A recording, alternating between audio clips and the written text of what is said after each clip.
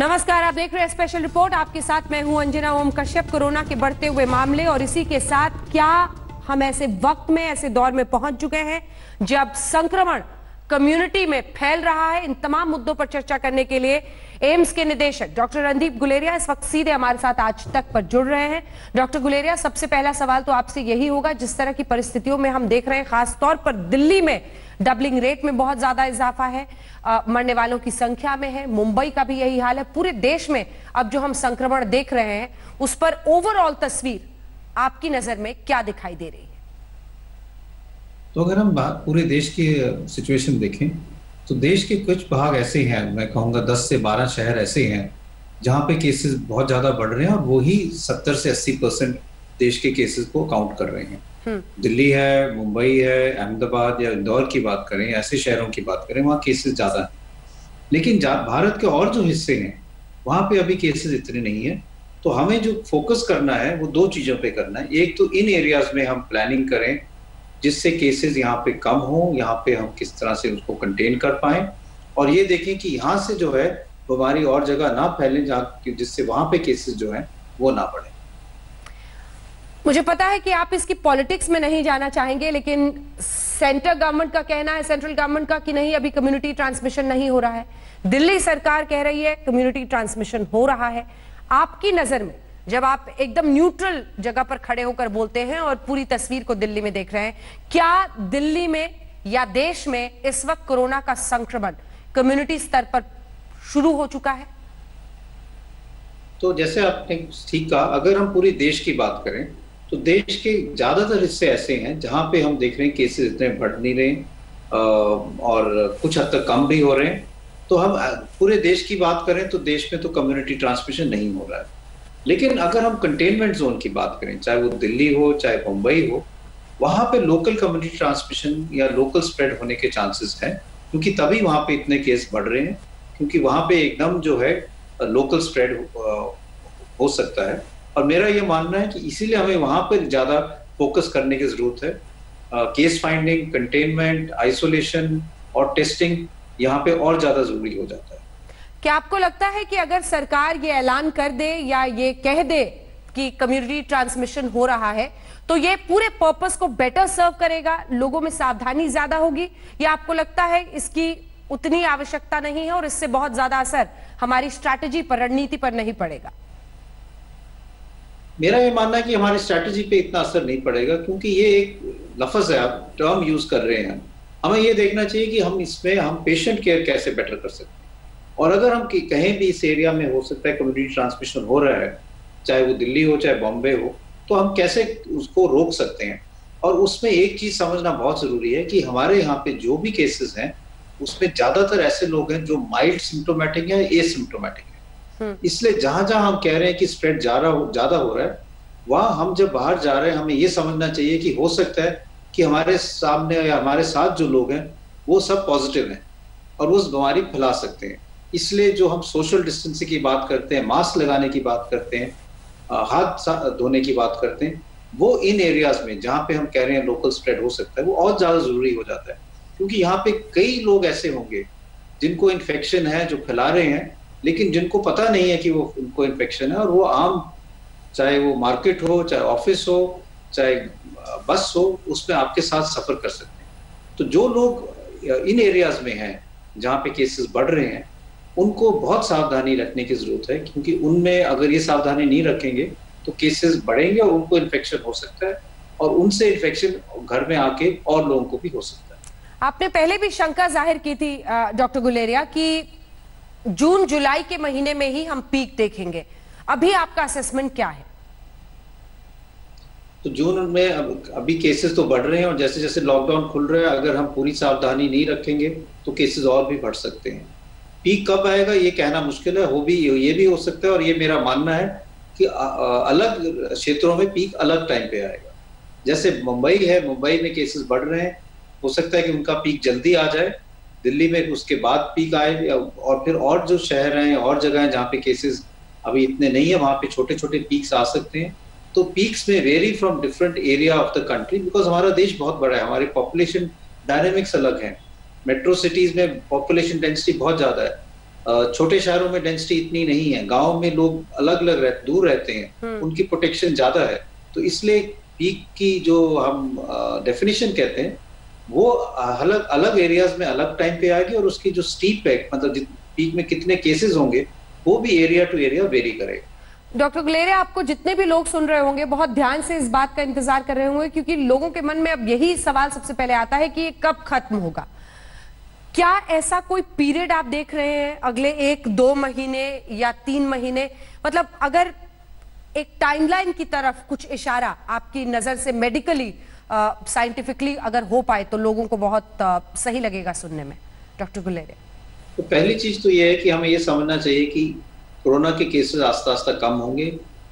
जैसे जैसे हमारी हर्ड इम्यूनिटी बढ़ेगी, कुछ एरियाज में जल्दी कम होने लगेंगे, कुछ में टाइम लगेगा, लेकिन ऐसा नहीं है कि वो एकदम खत्म हो जाएंगे। तो कुछ हद तक केसेस जो हैं वो काफी महीने रहेंगे, मेरा मानना है कि अगले साल तक भी रह सकते हैं, लेकिन केसेस कम हो जाएंगे क्योंकि हमारी कुछ हद तक इम्यूनिटी बढ़ जाएगी। दूसरा चीज ये है कि अगर वैक्सीन जल्दी आ जाती है, और वैक्सीन हम सब ज्यादा लोगों को अब हाई रिस्क पॉपुलेशन को दे सकते हैं, तो हम लाइफ्स भी सेव कर सकते हैं और उससे भी लोगों की इम्यूनिटी बढ़ जाएगी, और तो भी कोविड-19 जो है वो बहुत कम हो जाएगा। तो ये दोनों चीजें हैं, ये केसेस कम करेंगे, और इसमें कुछ टाइम तो लग सकता है। क्या जुलाई और अगस्त के महीने तक आपका मानना है कि दिल्ली मुंबई जैसे शहरों में पीक आकर चला जाएगा, या आप मानते हैं कि उसके आगे भी जा सकता है? और क्या विंटर्स में फिर से एक बैकलैश हम देख सकते हैं? इस पर आपकी क्या राय है? तो हो सकता है कि अगले 2-3 महीने में दिल्ली मुंबई में केसेस कम होने लगे, पीक होके कम होने लगे, क्योंकि हमारी इम्यूनिटी, हर्ड इम्यूनिटी बढ़ने लगेगी इन एरियाज में। सर्दियों में केस फिर से बढ़ेंगे या नहीं, ये एक बहुत डिबेट है साइंटिफिक कम्युनिटी में, हमारे देश में नहीं। यूरोप और अमेरिका में भी यही है कि इन्फ्लुएंजा की तरह, इन्फ्लुएंजा एक और वायरस है जिसका भी पैंडेमिक हुआ था, और उसमें ये हुआ था कि सर्दियों में फिर एक सेकेंड वेव आया था। कोरोना वायरस थोड़ा अलग है, लेकिन लोगों का ये डर है कि कहीं ऐसा ना हो कि एक और वेव आए सर्दियों में, जब मौसम ठंडा होता है और वायरस का सर्वाइवल ज्यादा हो सकता है। लेकिन ये कहना मुश्किल है, पर पॉसिबिलिटी है। जी, मेरा अगला सवाल अब टेस्टिंग को लेकर है गुलेरिया साहब, क्योंकि सबसे ज्यादा टेस्टिंग को ही लेकर सभी का मानना है कि टेस्टिंग बहुत ज्यादा होनी चाहिए, लेकिन एसिम्प्टोमेटिक पेशेंट्स पर जब हम जाते हैं तो फिर वहीं पर जाकर बात अटक जाती है। कोई सरकार कहती है कि आप टेस्टिंग कराइए, कोई कहती है कि नहीं करा सकते उनका। आपको क्या लगता है, क्या तमाम एसिम्प्टोमेटिक लोगों का भी टेस्ट होना जरूरी है? और अगर ऐसा है तो हम किन का टेस्ट करें जो एसिम्प्टोमेटिक है, जो किसी के कांटेक्ट में आए हैं? एक एसिम्प्टोमेटिक व्यक्ति कैसे जाने कि वो थ्रेट में है, या उसका टेस्ट होना चाहिए, या कोई लक्षण उसमें दिख सकते हैं ऐसे जो कि बहुत उभर कर ना आए? तो दो चीजें हैं इसमें, एक तो हम टेस्ट क्यों कराना चाह रहे हैं, और एसिम्प्टोमेटिक अगर कोई है तो उसको हम कैसे बचा सकते हैं, या और वो इन्फेक्शन आगे ना दे। तो एसिम्प्टोमेटिक लोगों के सारों का टेस्ट करना का कोई फायदा नहीं होगा, क्योंकि हम इसमें कोई क्वेश्चन नहीं आंसर कर पाएंगे। लेकिन वो जो क्लोज कॉन्टैक्ट है, मान लो एक व्यक्ति पॉजिटिव है, उसके जो फैमिली मेंबर्स हैं वो अगर वो एसिम्प्टोमेटिक भी है, उनको इन्फेक्शन होने के चांसेस ज्यादा हैं, उनको टेस्ट करना चाहिए। लेकिन अगर कोई वैसे ही व्यक्ति है जो उसके घर में कोई पॉजिटिव नहीं है, उनको टेस्ट करने की कोई जरूरत नहीं है, क्योंकि उसमें चांसेस ऑफ पॉजिटिविटी लो है, और इसलिए वो टेस्ट का कोई फायदा नहीं होगा। तो close contact of Covid positive patient, अगर वो एसिम्प्टोमेटिक भी है, उनका हम टेस्ट कर सकते हैं, लेकिन आम जो लोग हैं उनका टेस्ट करने का कोई फायदा नहीं है जी। लेकिन दूसरा सवाल इसमें ज्यादा जरूरी है कि अगर हम एसिम्प्टोमेटिक वालों को टेस्ट नहीं कर रहे, उसका ये मतलब नहीं है कि वो इन्फेक्शियस नहीं है। और हम ये इसलिए जो हम इन्फेक्शन कंट्रोल की बात करते हैं, सोशल डिस्टेंसिंग की बात कर रहे हैं, मास्क लगाने की बात करते हैं, वो इन हॉट स्पॉट्स पे और भी ज्यादा जरूरी हो सकता है। और हमें ये मानना चाहिए कि हमारे आसपास सभी लोग पॉजिटिव हो सकते हैं जब हम बाहर जा रहे हैं, और हम अपनी तरफ से पूरा ध्यान रखें कि हम किसी के ऐसे क्लोज कॉन्टैक्ट में ना आए जिससे हमें इन्फेक्शन हो जाए। डॉक्टर साहब देखिए, अब पहले तो आपने फैमिली का एग्जाम्पल दिया, फैमिली का एग्जाम्पल पहले के लिए ठीक था। अब लोग दफ्तरों में जा रहे हैं, दफ्तर में कोई एक पॉजिटिव निकले तो फिर कितनों की टेस्टिंग होनी चाहिए? दफ्तरों में या और जगहों के लिए गाइडलाइंस हैं जिसमें ये तीन चार चीजें हम देखते हैं। एक ये देखते हैं कि आप दूसरे व्यक्ति से कितने क्लोज कॉन्टैक्ट में आए, कितनी ड्यूरेशन के लिए आए। अगर आप 15 मिनट से ज्यादा किसी व्यक्ति से बहुत क्लोज कॉन्टैक्ट में आए हैं तो रिस्क थोड़ा बढ़ जाता है। अगर आपने भी मास्क नहीं लगाया और उस व्यक्ति ने भी मास्क नहीं लगाया जब आप क्लोज कॉन्टैक्ट में आए तो रिस्क और बढ़ जाता है। और सबसे ज्यादा जरूरी है कि आपका डिस्टेंस कितना था। अगर आप 2 मीटर की दूरी पे थे और आपने भी मास्क लगाया था, कॉन्टैक्ट 15 मिनट से कम का था, तो आप बिल्कुल लो रिस्क में हैं। लेकिन अगर आपने मास्क नहीं लगाया, दूसरे व्यक्ति ने भी मास्क नहीं लगाया, आप आधा पौना घंटा उनके साथ क्लोज बैठे, 2 मीटर की दूरी से कम पे बैठे और वो व्यक्ति पॉजिटिव है, तो आपका रिस्क बढ़ जाता है। इसलिए हम ये कह रहे हैं कि अगर आप ऑफिस में भी हो तो ये पूरी जो सावधानी है वो आप रखें, मास्क हमेशा लगा के रखें, इकट्ठे खाना ना खाएं। लोग अब ऑफिस में जाते हैं तो ये आदत है कि चाय या खाना इकट्ठे खाते हैं, मास्क निकाल लेते हैं खाना खाते समय, इकट्ठे बैठ जाते हैं, और अगर उसमें एक भी व्यक्ति एसिम्प्टोमेटिक या पॉजिटिव निकलता है तो वो सारों को इन्फेक्ट कर सकता है। इसलिए कुछ महीनों के लिए खाना अकेले खाएं, सोशल डिस्टेंसिंग रखें, हाथ अपने साफ करें, जो सर्फेसेस हैं जैसे दरवाजे हैं उनको रेगुलरली साफ कराएं या दरवाजा खुला रखें जिससे बार बार किसी को उसको टच नहीं करना पड़े। तो हमें एक नया नॉर्मल जीना पड़ेगा, उसी से हम अपने आप को प्रोटेक्ट कर सकते हैं। क्या आप अनलॉक 1 में मॉल्स, धार्मिक स्थल ये सब खुलने के पक्ष में है ऐसे वक्त पर जब हम बहुत ज्यादा मामलों में इजाफा देख रहे हैं गुलेरिया साहब? अगर ऐसी ये जो जहां जहां पे क्राउड हो इकट्ठा होने के चांसेस हैं वहां पे ज्यादा सावधानी रखना बहुत जरूरी है। तो चाहे मॉल हो, चाहे धार्मिक संस्थान हो, वहां पे हमें ये बहुत ध्यान रखना पड़ेगा कि वहां पे लोगों का रश ना हो। Crowd control, social distancing, wearing mask is very important. अगर ये सब हो सकता है तो हमारी जो जिंदगी है वो आस्ता आस्ता बैक टू नॉर्मल ला सकते हैं। अगर इन जगह में ये चीजें नहीं होती तो फिर मेरा ये मानना है कि इन स्थानों को बंद कर देना चाहिए। पर ये अगर हम ये सब मेंटेन कर पाए तो फिर ये सब चीजें चल सकती है। जी डॉक्टर गुलेरिया, अब बात दिल्ली की स्पेसिफिकली, क्योंकि दिल्ली के उप मुख्यमंत्री ने आज ही कहा है कि अगर 30 जून तक उनका अंदेशा है कि मामले दिल्ली में 1 लाख तक हो सकते हैं और 30 जुलाई तक, 31 जुलाई तक वो कह रहे हैं लगभग 5.5 लाख केसेस कोरोना के दिल्ली में हो सकते हैं। आपकी इस पर क्या राय है और क्या इसके लिए आपको दिल्ली तैयार दिखाई देती है? तो एक तो ये मैथमेटिकल मॉडलिंग पे है, जैसे हम कह रहे हैं पीक कब आएगा, इसी तरह से हम केसेस कह रहे हैं। मुझे ये भी पता है कि कई लोगों ने कई केसेस पहले भी ये किया था, मार्च के महीने में, अप्रैल के महीने में, कि इतने केसेस आएंगे, इतने हॉस्पिटल आईसीयू के वेंटिलेटर्स की जरूरत पड़ेगी।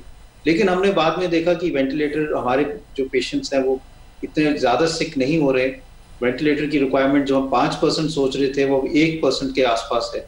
तो ये प्रोजेक्शंस हैं, ये डिपेंड करता है कि हम आगे कैसे बिहेव करेंगे। लेकिन मेरा ये मानना है कि हमारे जो 90% से ज्यादा लोग हैं जिनको कोविड-19 हो रहा है, उनको बड़ी माइल्ड इलनेस हो रही है। और अगर हम अपनी स्ट्रैटेजी प्रॉपरली बनाएं कि जिन लोगों को माइल्ड इलनेस है या जिन लोग एसिम्प्टोमेटिक है उनको हम हॉस्पिटल में ना रखें, उनको घर पे रहें, घर पे आइसोलेट करें, उनको हम अपने वार्निंग सिम्टम्स बता दें, टेली कंसल्टेशन करके उनसे साथ संपर्क पे रहें कि वो ठीक हैं, तो हम काफी ज्यादा पेशेंट जो हैं उनको सिर्फ घर पे ही देख सकते हैं, उनको हॉस्पिटल आने की जरूरत नहीं है। हॉस्पिटल बेड हम उन लोगों के लिए रखें जो रियली काफी बीमार हैं, जिनको ऑक्सीजन की जरूरत है, जिनको वेंटिलेटर की जरूरत है, या जिनको कोमॉर्बिडिटीज है, डायलिसिस की जरूरत है या हार्ट की प्रॉब्लम है, उनके लिए हॉस्पिटल रखें। और अगर तब भी जरूरत पड़ती है तो हम ऐसी चीजें करें जैसे हम फील्ड हॉस्पिटल बना लें। आप देखें चाइना ने भी ये किया था, यूरोप में भी ये हुआ था, न्यूयॉर्क में भी ये हुआ था कि कोई स्टेडियम है, कोई फील्ड है, वहां पर भी आप एक टेम्पररी हॉस्पिटल की फैसिलिटीज कर सकते हैं। तो कई चीजें हम कर सकते हैं जिससे हमारे बेड्स जो हैं वो ठीक तरह से ऑप्टिमली यूज हो। और अगर हम ये करेंगे तो मेरा ये मानना है कि दिल्ली में अगर केसेस बढ़ेंगे तो उनको हम मैनेज कर पाएंगे। जी डॉक्टर गुलेरिया, आप हैं दिल्ली में लेकिन आपकी नजर पूरे देश में है। एक वक्त ऐसा भी था जब आप अहमदाबाद भी गए थे, वहां पर आपने क्या देखा था? मतलब अगर हम दिल्ली कंपैरिजन करें, अहमदाबाद, मुंबई, ये ऐसे शहर हैं, पुणे, इंदौर, जहां पर हमने बहुत ज्यादा इजाफा देखा। आपकी क्या फाइंडिंग रही, क्या देखा आपने और क्या सजेस्ट किया?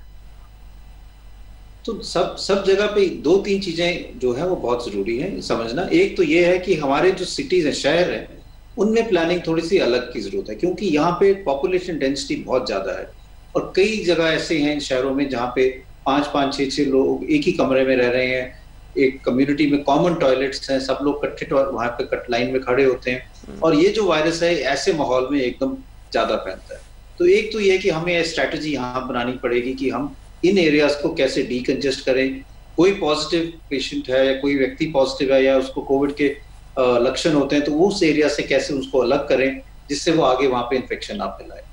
दूसरा चीज ये है कि हमारे उस टाइम में जब देखा गया कि लोगों को स्टिग्मा बहुत था इन एरियाज में, कई लोगों को ये लगता है कि अगर मैं कोविड डायग्नोज हो गया तो मैं और मेरा पूरा परिवार जो है वो क्वारंटाइन में चले जाएगा, हमें अलग रहना पड़ेगा। और इसलिए कई लोग जो थे वो हॉस्पिटल ही नहीं आ रहे थे, अपना टेस्ट नहीं करा रहे थे और इसके कारणवश हॉस्पिटल एडमिशन जो थी सीरियस केसेस की बढ़ रही थी। तो मुझे ये भी मानना है कि हॉटस्पॉट्स में अगर आपको कोई भी लक्षण हो आप अपने डॉक्टर से जरूर संपर्क करें। अगर कोविड है तो घबराएं नहीं, बहुत माइल्ड बीमारी है, इसमें कोई स्टिग्मा या घबराने की बात नहीं होनी चाहिए। जी, एक आखिरी सवाल सर, क्योंकि ये विवाद दिल्ली से जुड़ा हुआ है और आप क्या बोलेंगे ये मायने रखेगा। दिल्ली की सरकार चाहती थी कि दिल्ली के जितने भी दिल्ली सरकार के अधीन जितने अस्पताल हैं वो सिर्फ दिल्ली वालों के लिए ही रखे जाए, नहीं तो दिल्ली में परिस्थितियां बहुत खराब होने पर वो समस्या को हैंडल नहीं कर पाएंगे। क्या आप उनकी इस राय से सहमत हैं? देखिए, मेरा ये मानना है कि अगर कोई पेशेंट इमरजेंसी में आए, अगर वो बीमार है और उसको एकदम इलाज की जरूरत है तो ये मैटर नहीं करता कि वो कौन से राज्य से। मैं तो ये कहूँगा ये भी नहीं मैटर करता कि वो भारतवासी है या किसी और देश से है, क्योंकि वो इंसान है जिसको इलाज की जरूरत पड़ती है और एथिकली हमें सबका इलाज करना है। तो इसलिए ये इशू नहीं होना चाहिए। ये बात है कि हम एनसीआर की बात करते हैं। एनसीआर मीन्स कि हमारे आसपास वाले जो स्टेट्स हैं, फरीदाबाद है, चाहे नोएडा है, चाहे हम गुड़गांव की बात करें, कई लोग वहां रहते हैं और दिल्ली में आते हैं काम के लिए, या दिल्ली में रहते हैं वहां जाते हैं काम के लिए। तो मेरा ये मानना है कि पेशेंट तो पेशेंट ही है, अगर वो बीमार है, उसको इमरजेंसी की जरूरत पड़ती है तो उसको जो भी पास में हॉस्पिटल है वहां पे उसका पूरा इलाज होना चाहिए जिससे उसकी जान बच पाए। नमस्कार, मैं हूं अंजना ओम कश्यप। हमें उम्मीद है ये वीडियो आपको पसंद आया होगा। लेटेस्ट खबरों के लिए यूं ही देखते रहिए आज तक और इस वीडियो के पसंद आने पर लाइक, शेयर एंड सब्सक्राइब करना ना भूलें।